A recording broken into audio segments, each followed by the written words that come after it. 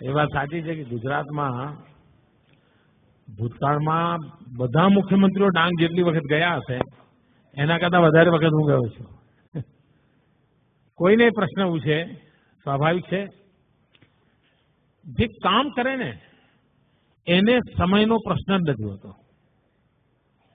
જે ન કરે ને એને સમયના પ્રોબ્લેમ હોય છે. તમે જોજો, આ દુનિયાનો નિયમ છે.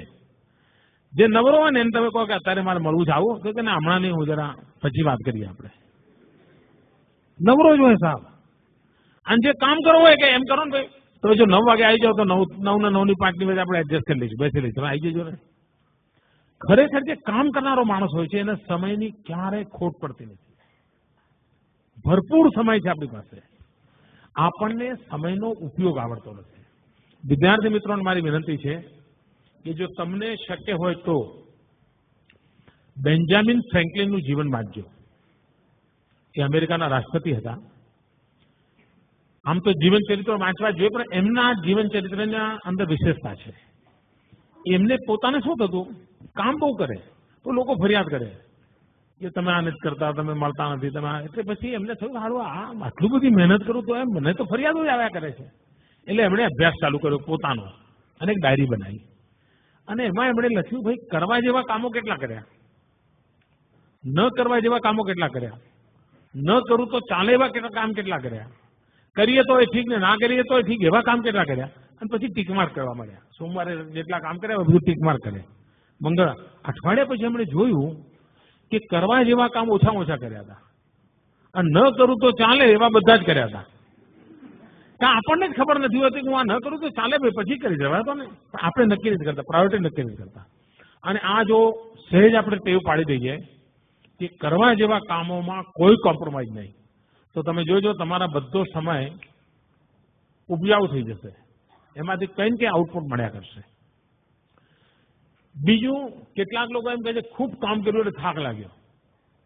આ ખોટી વાત છે. ખૂબ કામ કરો એટલે થાક જ ના લાગે. ખૂબ કામ કરો એટલે સંતોષ થાય. તમને સાહેબે હોમવર્ક આપ્યું હોય, વધારે આપ્યું હોય, પણ જો પૂરું કરો એટલે કેવું હાશ એવું થાય છે કે નહીં? આ સત્ય છે. અને બાકી હોય તો મમ્મી હું દૂધ લેવા નહીં જાઉં, મારું લેસન બાકી છે. મમ્મી હું નાના ભાઈ નહીં જમાડું, મારું દૂધ બાકી છે. અરે મમ્મી તું રેડિયો બંધ કરીને મારું લેસન બાકી. એવું ચાલે ને ઘરમાં, કારણ કામ બાકી છે. ખરેખર કામ કર્યાનો થાક હોતો જ નથી, કામ કર્યાનો સંતોષ હોય છે. અને જીવનમાં તમે જોજો કોઈ દિવસ કામનો થાક લાગે જ નહીં. આ ખોટું ભ્રમ છે. બહુ કામ છે, થાકી ગયો. કાં તો પછી તમે ન કરવાના બધું કરતા હો તો થાકી જતા હો. અને તેથી સમયનો ઉપયોગ કેવી રીતે કરવો, સમય બરબાદ ન થાય એના તરફ આપણું ધ્યાન હોવું જોઈએ. મને યાદ છે એકવાર હું કેકા શાસ્ત્રીજી, તમે નામ સાંભળ્યું હશે, બહુ જ મોટા આ રાજ્યના ખૂબ મોટા વિદ્વાન, એમની સાથે એકવાર હું પ્રવાસમાં ગયેલો અને લગભગ 10 દિવસનો મારો પ્રવાસ હતો. અને મને એમ કે આ વડીલની સેવા કરવાનો મને અવસર મળ્યો છે, એમની સેવા કરું. એ વખતે એમની ઉંમર લગભગ 85-90 ની આસપાસ તો હશે. એ ગુજરી ગયા ત્યારે એમની ઉંમર 102 વર્ષ હતી અને આપણે એમની શતાબ્દી ઉભી હતી. એમણે 250 કરતા વધારે ગ્રંથો લખેલા હતા. તો મેં એમને 10 દિવસ બરાબર ઓબ્ઝર્વ કર્યા. તમને આશ્ચર્ય થશે, એમણે શબ્દકોશ લખ્યો છે, ગુજરાતી શબ્દકોશ. માનો કે રેલવે ફાટક હોય અને રેલવે ફાટકમાં અમારી ગાડી ઊભી રહી હોય તો આપણે શું કરીએ? ઊભા રહીને નીચે લતાર મારીએ, યા ત્યાં સિંગ ચણાની લારી હોય તો ત્યાં જઈએ, ક્યાંક ટમેટા મળતા હોય તો એ જઈએ, એવું બધું કરીએ ને. મેં જોયું કે જેવી બસ ઊભી રહી નથી કે પોતાના થેલામાં ચોપડો કાઢ્યો નથી, તરત આમ લખવાનું ચાલુ જ કરી દે અને ફરી પાછી ફાટક ખુલે અને બસ ચાલે પછી અમને મૂકી દે. મને એમ થાય કે આ માણસ સમયનો કેટલો બધો ઉપયોગ કરે છે.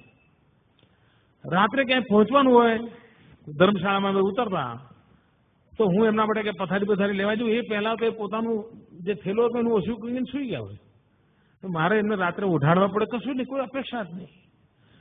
ત્યારે હું જોતો હતો કે આ વ્યક્તિ આટલું બધું કામ કેવી રીતે કરી શક્યા હશે. સમયનો એટલો અદભુત ઉપયોગ કરતા હતા એ. મેં એટલા આમ અને બારીકાઈથી મેં જોયું છે એને. અને મને તાજુબ હતું. અને એમના જીવનક્રમની અંદર પૂજા પાઠ, લેખન, વાંચન, આ ચીજમાં કોઈ 1 મિનિટનો ફરક નહોતો પડતો. અને 10 દિવસનું એટલું હેક્ટિક શેડ્યુલ હતું. એ ઘરે રહીને જેટલા કામ પૂરા કરતા હતા એટલા જ કામ એમણે પ્રવાસમાં પણ પૂરા કર્યા. એટલે મારા મન પર એની અસર હતી. અને 85-90 વર્ષની ઉંમર. આપણા ઘરમાં આપણા દાદાજી 85-90 વર્ષના હોય તો શું કરતા હોય તમને ખબર છે ને? આ 85-90 વર્ષની ઉંમરે અને 103 વર્ષ જીવ્યા. જીવનને કેટલું પરફેક્ટ એમણે રાખ્યું છે એનો તમે અંદાજ કરી શકો છો. તો સમયનો સદુપયોગ આ મંત્ર લઈને જો ચાલીએ, કરવા જેવા કામોને પૂરા કરવાનો આગ્રહ રાખીએ, કામમાં આનંદનો ભાવ અનુભવીએ તો આપણને ચોક્કસ પરિણામ મળે.